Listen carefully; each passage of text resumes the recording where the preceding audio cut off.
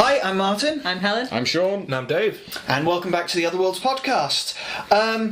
This time, something I want to talk about. And I know that not everybody agrees with me, but here we go. Doctor Who sucks. Boo. Let the man speak. I kind of have lost interest in watching Doctor Who, and I did, I gave it as fair a trial as I could, and eventually lost interest because I don't feel that Doctor Who is a particularly well written show as far as world building goes. What do you guys think about that? I agree with it really, but I still enjoy it to varying degrees of quality, I suppose. Yeah. Because world building, particularly as we've gone on, it has fallen down in quite a few places, to say the least. But I do think there's still a lot of potential with it. I do still think they can make great stories. I just think they need to get their act together as regards to both long story arcs and individual episodes and how they all tie into each other, which they've not really got down pat so far with the later series. Yeah, I think it's especially guilty of continuity errors with the new Doctor, with Peter Capaldi's one. I think it's more prevalent. There are examples which we will of course come back to in earliest. Oh yes. I think it's become even more obvious the longer we've had Clara as a companion, I think. If you think about it especially, but there's so many things which are not explained, which is basically left because I say so, and not really explained within the world. The rules are blurry. One of my big issues with continuity is the whole storyline with Danny Pink in Peter Capaldi's first series. As the series progresses and it ends, they've just gone, oh yeah, whatever you thought happened at the end of Listen is just, no, doesn't matter, change my mind. If by world building you mean you want a solid, consistent science fiction, or in this case science fantasy landscape, then yeah, it does. In that respect, it's absolutely appalling in the same way Star Wars would be. As a little side note, people need to stop thinking that Doctor Who and Star Wars are science fiction. It's science fantasy, which is a perfectly noble genre in and of itself, but it's not science fiction. If, however, more inclined towards what Doctor Who is and has become over the decades, is it's a latter-day fairy tale. It's a sort of modern mythology, and in that respect its inconsistencies are more aligned with the allegorical, analogous and parable nature of whatever the writers are trying to use it to tell. Drop the mic. Not quite yet. There is plenty more we can talk about. Nice try. Nice try. I'm out. That would have made for a podcast of an entire 4 minutes. I don't quite think that's long enough. I like to think there's somebody watching who's just started the tearful slow clap.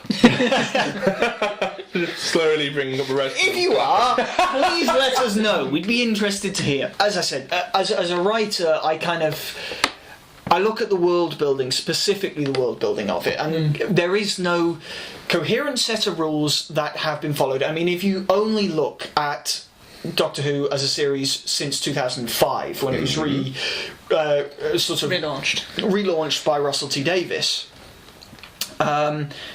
it's not managed to stick to its own coherent set of rules.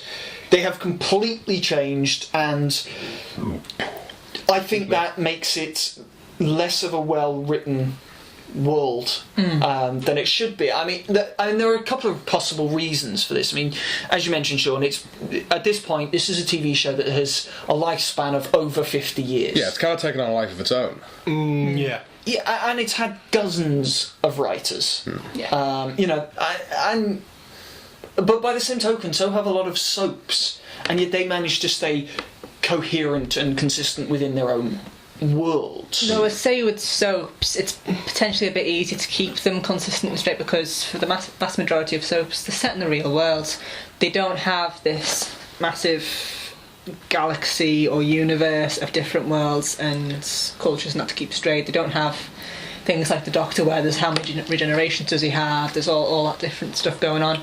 I think soaps are generally easier to keep consistent because I don't know, there's... if you look at Ian Beale. Well, as I say, in general... I'm going to nod and pretend I understand. Yeah. But, no, I only know because I had to watch all three of them growing up. Thanks, Mum. I suppose you could also say that a showrunner on a soap opera isn't required to reinvent.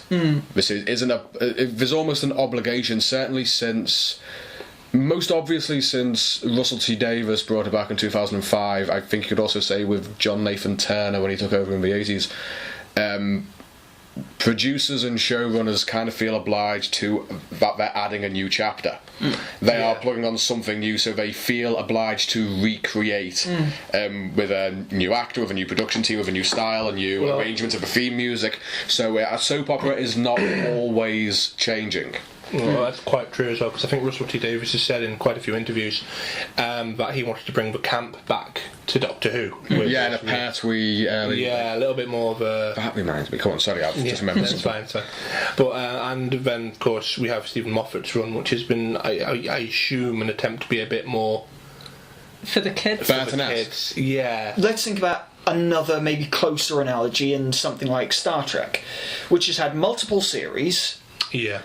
and has adapted and changed throughout the years. Now, I'm not saying Star Trek has always been consistent, because clearly there are notable areas where it has not been consistent, but by and large, it's managed to stay very, very consistent and very well, very coherent as a world. True. I think this may be down largely to the fact that Star Trek, when Gene Roddenberry created it, he had a very definite idea in mind of what, because it was his baby, sort of. I mean, there were a few other people involved whose names I can't remember because I'm a terrible human being.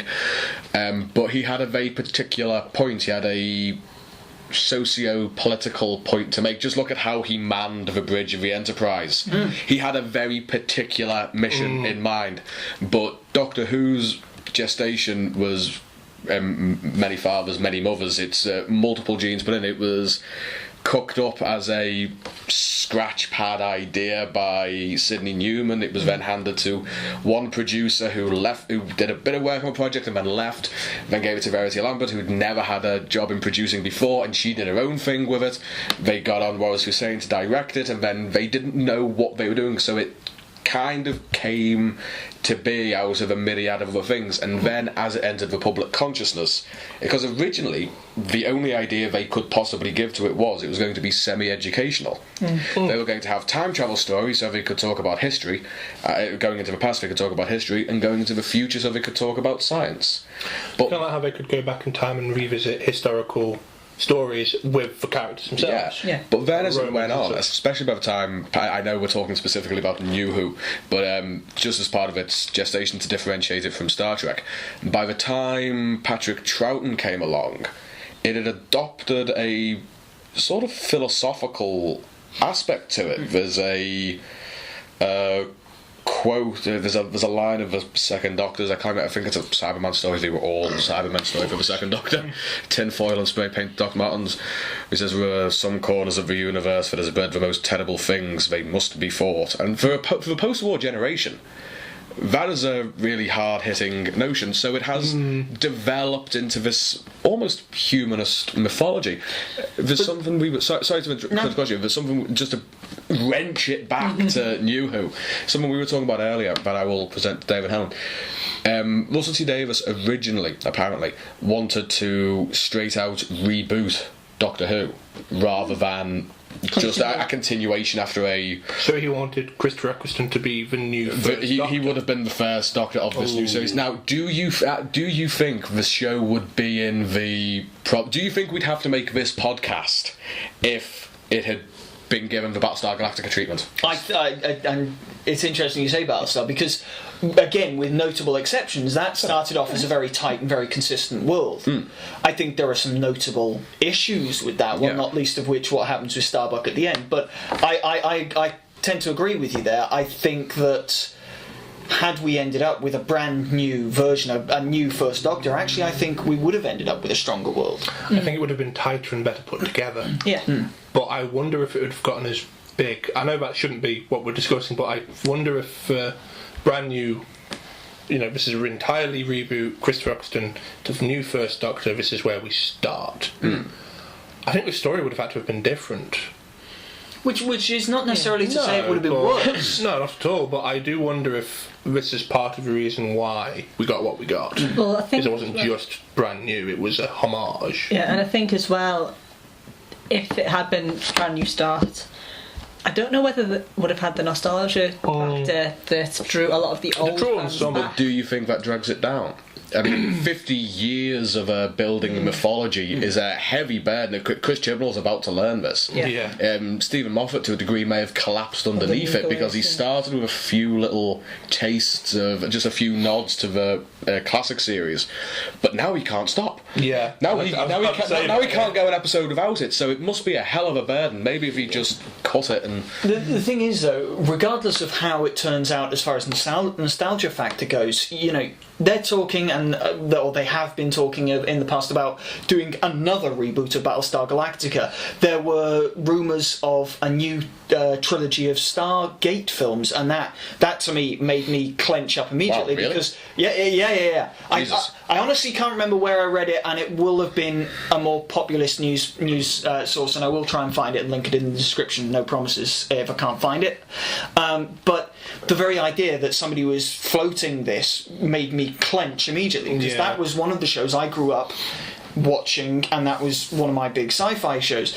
The idea that they're doing a new Star Trek, that CBS are doing a new Star Trek series, not set in Abrams' universe. Thank you.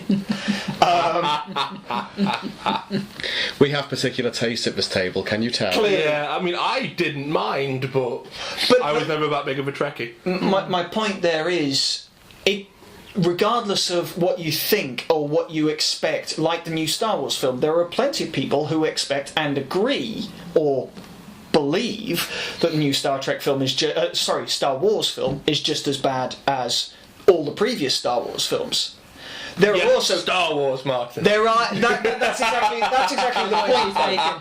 After the prequels, there will be a good section of people who will have had no expectations that this was going to be any good, and yet still will have seen it. Yeah. So I think that would have been less of an issue. Yeah. The lack of nostalgia factor. I think when you're writing for an audience who are aware of this franchise that's gone before, the number of reboots we see, the number of times we've seen Batman, for example, and Spider-Man especially, and Spider-Man, so many characters. All these well-known intellectual properties. The number of times we've seen these intellectual properties been touted out in front of us, been wheeled out.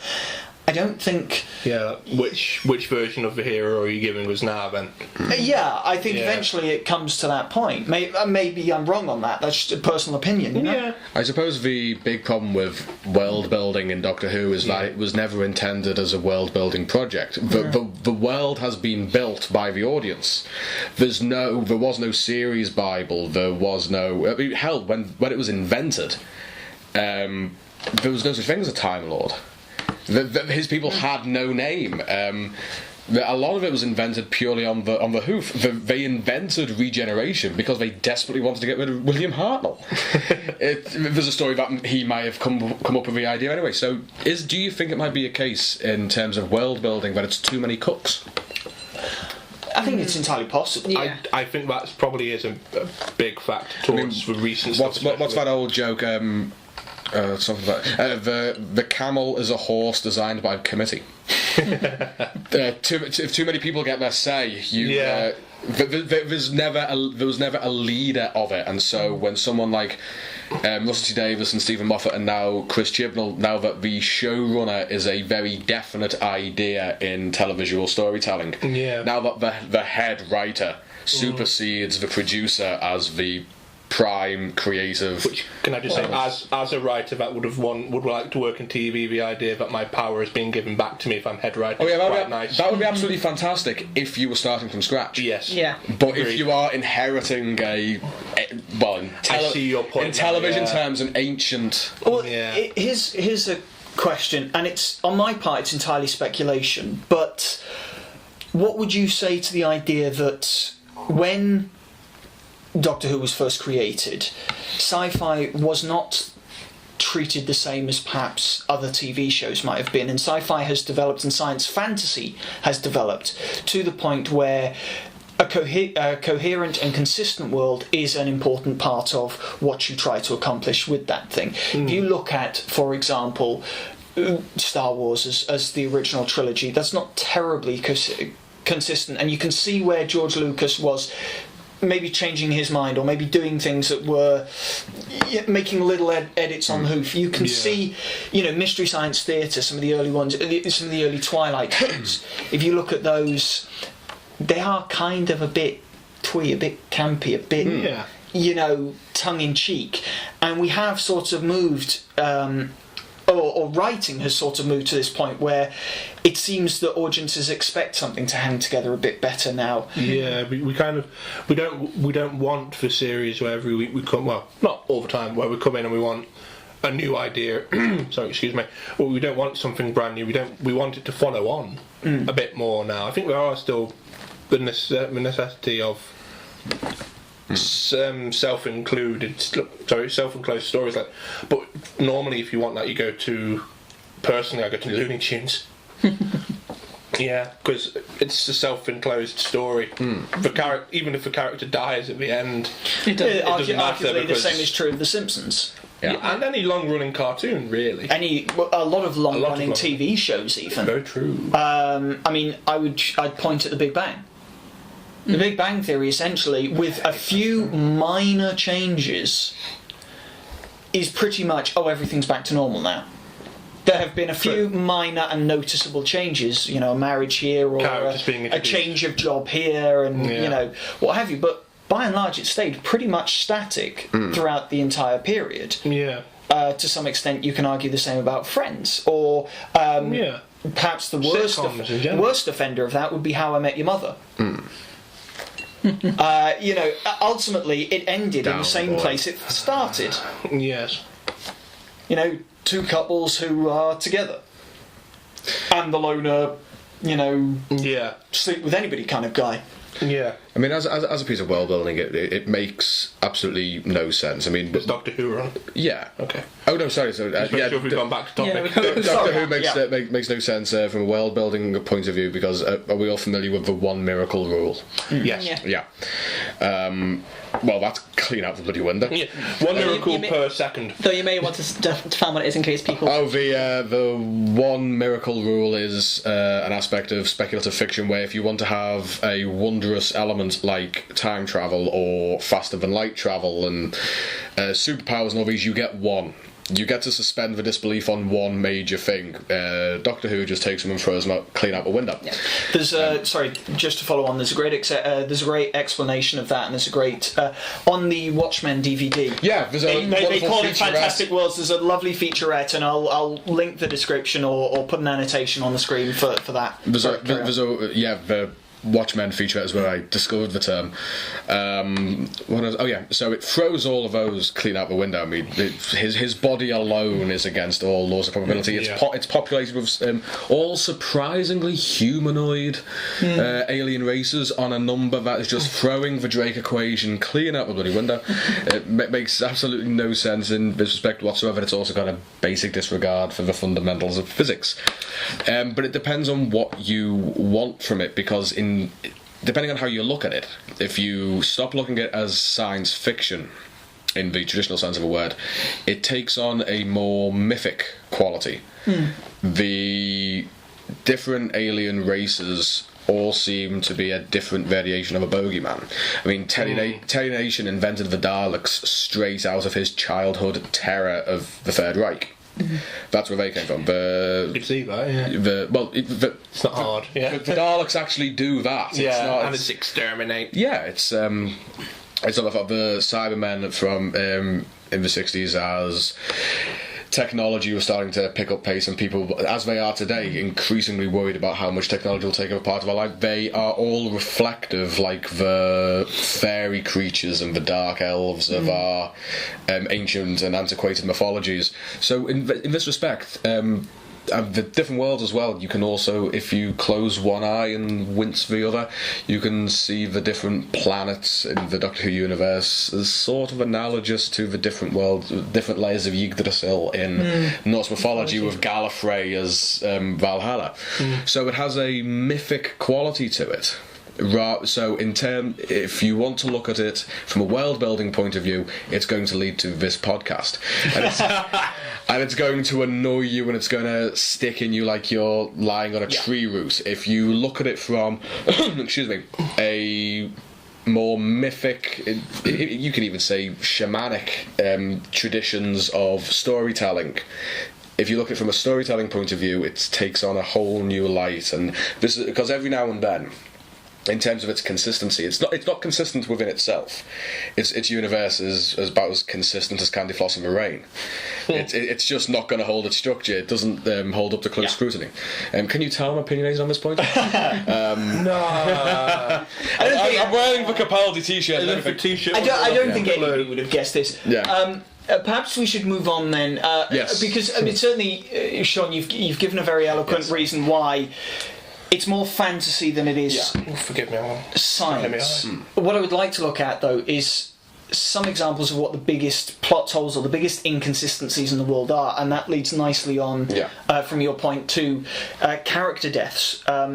So particularly if we look at the many deaths of Rory in the sort of newer series, this is, for me, I don't think any time Rory died it carried any weight. Simply because in a world that has no coherent set of rules, they are fine to go, oh no, it's all fine now, we're bringing him back to life, which means that any time a main character dies, you just wait for them to come back. You are waiting for him to be saved. Yeah, and you feel like that death is never really worth anything. It's never really earned. I think it's a more recent occurrence with a New Who that has happened. Because I personally, when I first watched Rose Tyler disappear and be locked away in another dimension, for all intents and purposes, I was affected by that. I found that quite sad. The fact that he had to float around a burning star. Yeah, shut up. I think there were many. Yeah. Okay. I didn't cry or anything. I was just, that's kind of sad. That did have an effect. Donna Noble, I would say. Donna Noble. For me, I'm not even going to lie. That one, I think, felt... That was worse than if she died. That was, that was something that was truly earned, though. Yeah, I think we tried to do a similar thing with... I would argue Clara, with Donna's death, the rules were very clearly laid out. If she remembers the Doctor or any of the adventures, even for a second, she will burn up. She will die. And then they showed us in David Tennant's final ones, and he actually said, "You think I wouldn't leave a failsafe?" Yeah. Which, but the point is, we know that we can never revisit that character again, and we know that character is essentially gone. She is living happy. But we know that her exit was there are a set of rules that govern the fact that she cannot come back. And for that reason, I personally, I think that that's better written, because you have that set of rules that say, no, she's not just going to magically come back. Yeah, it's there is no fixing this. Yeah. I'm really glad you bring it up, because it kind of proves my theory on the mythic storytelling aspect, because resurrections, the resurrecting character, returns from the dead, are a part of our collective mythologies. It does carry a serious weight. I mean, why is it that we are really annoyed by the fact that Rory kept dying and coming back, but nobody was bothered by the fact that Gandalf fought a massive fire demon with a twig, was killed, and then, oh, he's back. Why does it bother us when Rory does it, but not when Gandalf does it, or when the Doctor does it, when he keeps coming back from the dead? I think because it's established. It's built up to as well. Yeah, with Doctor Who, it's established that yes, the Doctor regenerates, at least in New Who. But in the classic series, that was our new concept, so they could get around the fact that they were losing William Hartnell to bring a new actor in. And he fits that character. There was a particular stock character of the mystic figure. Yeah. In this respect, Rory doesn't carry that. He doesn't fill that role, so something is happening to him which doesn't fit his character, his character profile. Ordinary character to to die, for the ordinary character to die and then come back, is that much more difficult. And come back exactly the same. Yeah. Not to have transcended or discovered anything else. Yeah. Which brings us to a comparison I would like to make, and that is that of the deaths and subsequent resurrection of characters in Buffy. Now, you have two very notable examples of this. You have Tara, and you have Buffy herself. Now, when Buffy was brought back, she was a special person in that there was something special about this character that you could kind of accept. This was why it was so important that she was resurrected. But more importantly, you also have this idea that she didn't come back the same as she left. Yeah, and they all assume that she must have gone to hell. And we have a wonderful story arc there where Buffy has basically come back broken because she broke the rules. Yeah. But with Tara, sorry, I'm hijacking your point. No. But with Tara, she stays dead. But even within that, it was made very clear. The death of the main character Buffy is a mystical death, which is why magic is able to bring her back. Yeah.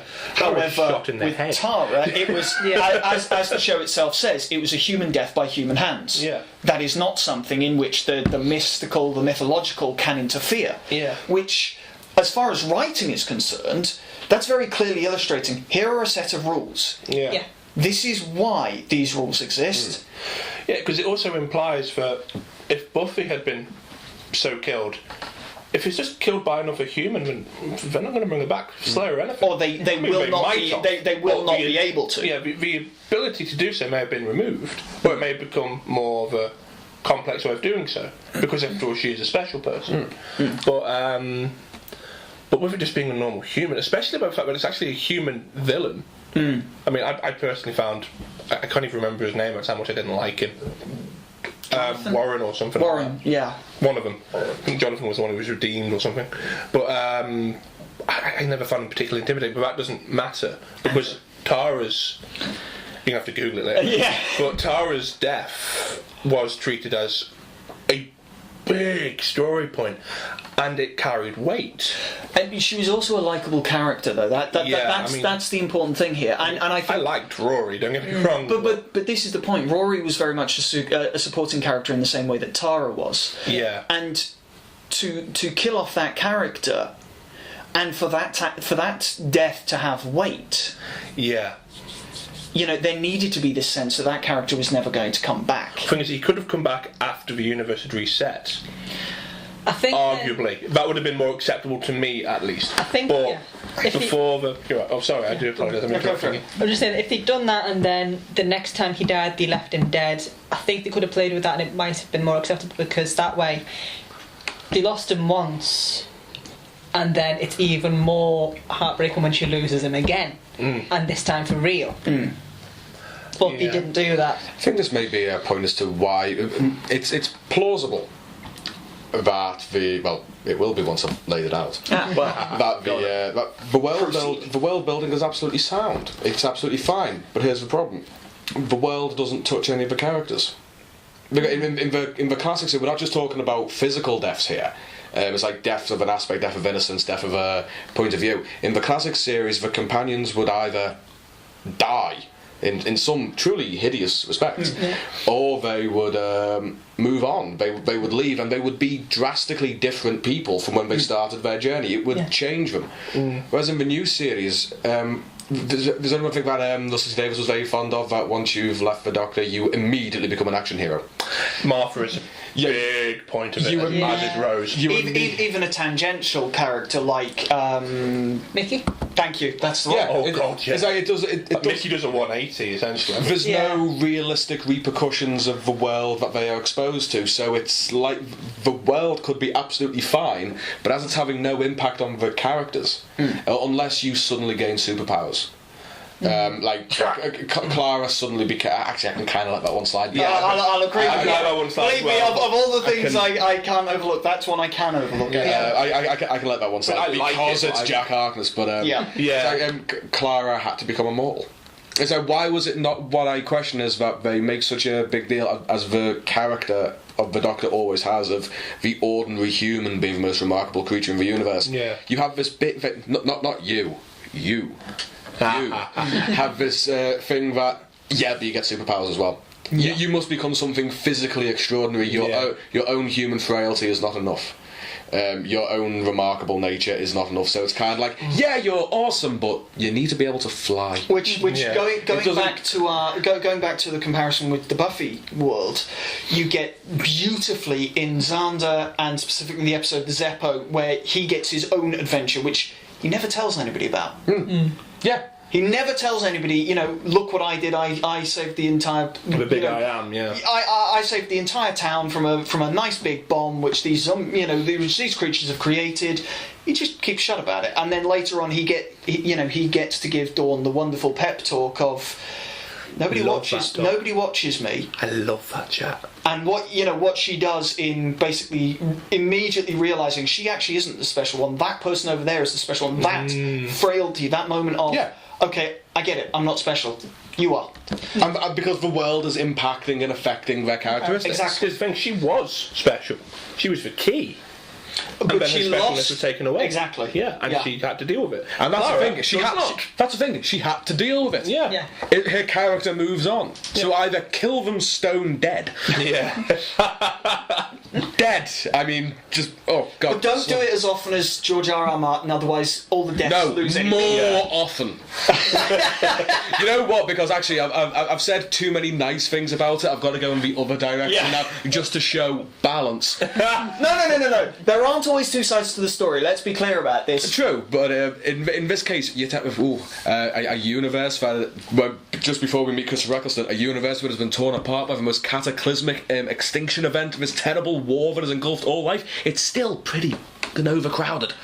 There's still an alien around every corner, and we all turn up in Cardiff. Is the universe now that? Or London? Is the universe now that small? They have to congregate in Trafalgar Square.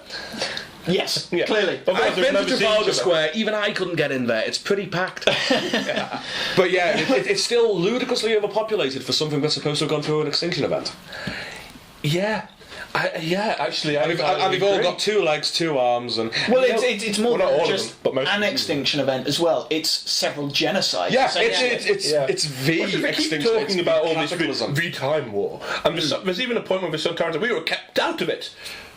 But it was a cataclysm event. Surely you should have been affected by it, because everybody should have been affected by it. But no, what it sounds like now is it was just Daleks versus Time Lords. This is one of those things where maybe answering questions is the problem. Don't try. Yeah, don't peek behind the curtain. Because it's like, what was the Time War? Why were the Sontarans kept out? Don't answer it. Don't tell us. Don't tell us. Yeah. Don't let us know that the rabbit is already in the hat.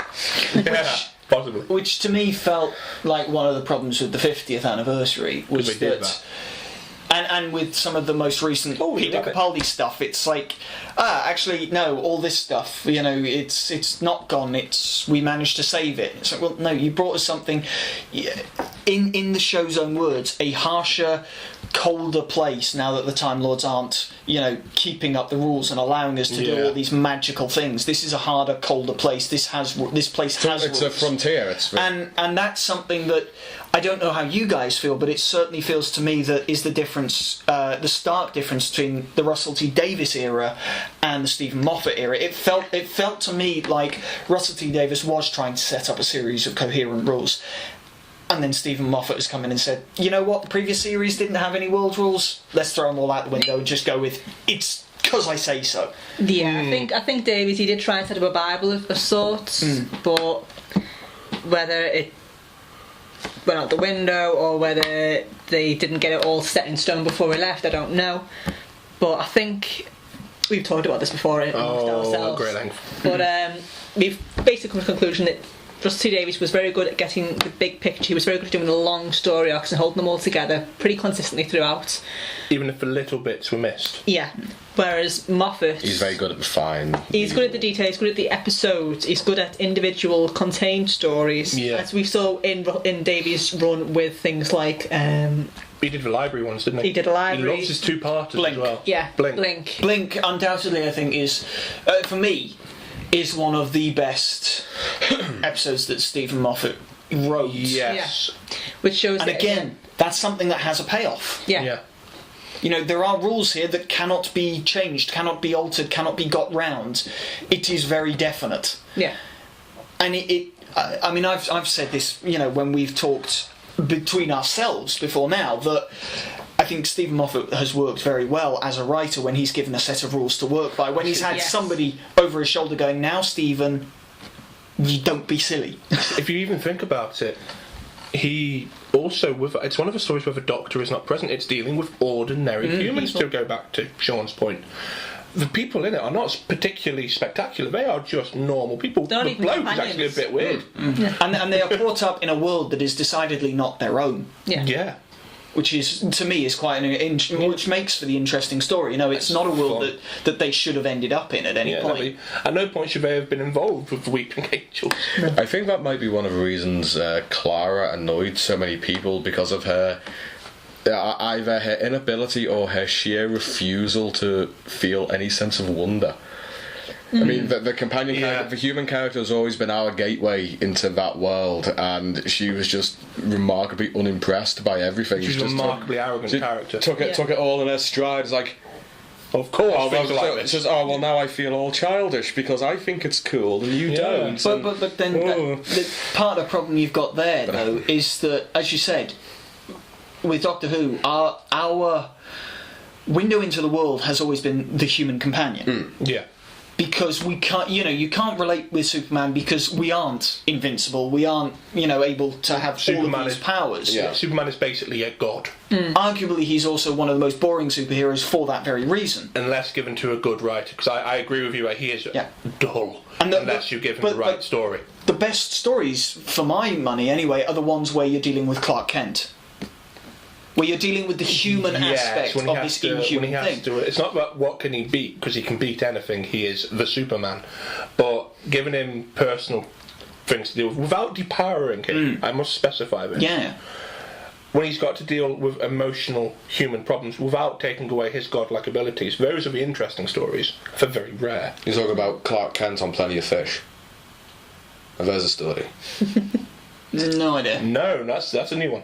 Never mind. That'd have been really, really funny if... Never mind. Yeah, no. Never mind. Well, perhaps, though, just to move on, because we are running short on time. I mean... Again. Aren't we always? As we always are. But... Don't worry, you can change rules. Given the popularity of Doctor Who, and how many people watch it, do you think that the inconsistencies or perhaps maybe even the poor world building, do you think it actually matters to us as writers? Should we be bothered by it? I'm going to speak last on this one. I think as writers, we have... I think if you come to it as a writer, you have to kind of remember there is so much of this. It's a bit like some sort of things will always, because there's so much, it will contradict the others. That will happen. But you are not entirely remiss, I think, to be a bit peeved at some big flaws. But at the same time, a lot of the stories are still enjoyable, they're still great fun. And it depends what you really want from it. If you want world building, then, as Sean has repeatedly told us, you get this. If you just look at it as a story as opposed to a world, it's much more fun. And I love it. Yeah, I was about to say, it's like, as writers, I would prefer to see what they could do with such a solid, consistent world. But just because we don't get that doesn't mean I can't enjoy them anyway. I mean, there are some episodes where I will sit going at the TV, what are you doing? No, don't do that. But on the other hand, there are also episodes where I'm sat there going, okay, I don't care, that was just cool. Yeah. It's, so I think part of it is whether you can turn the writer part of your brain off and enjoy it. Yeah. I mean, sometimes you don't even have to. Sometimes they really do just pull a genuine gem out the bag. Yeah. Oh, yeah. That's definitely true. But other times it's like okay, I need to turn the editor off because otherwise I'm not going to enjoy this, and I want to. So I think it'll be a long time, if ever, that a mythology like this, a saga kind of, evolves and grows naturally, that gestates over 50 years, has left a percolate in the minds of audience members who grow up with it and then start producing it and so on ad infinitum. ultimately, I think you get out of it whatever you want from it. It's that big. I don't think we have to worry about it as writers because it's a playing field of limitless creativity. You can do whatever you like with it, but it's always going to be consistent with whatever world it's being written in. It always lines up with the world, whether that's all the way from William Hartnell to Peter Capaldi. The Doctor is always a mirror against the world we're living in. So I don't think as writers we really have to do anything but enjoy it and just immerse ourselves, because sometimes we need to be so disciplined and so rigorous. It is nice to occasionally bathe in something of just raw, chaotic creativity. And in that respect, I absolutely bloody love it, even though technically speaking it is terrible. Mechanically it's dreadful, but I adore it. It's like an old buffer of a car. I adore its rawness. Yeah. Yeah, exactly. And I think as well, even despite all sorts, I think we can learn from it as writers anyway. So. Absolutely, because there's so much there. Yeah. Even in the most weed-infested garden you can find a rose. Yeah. Well, we have run out of time, so it's terrible, I know. We keep running very, very close to the wire. But if you have been, thanks for listening, watching. For now, though, I've been Martin. I've been Helen. I'm Sean. I'm Dave.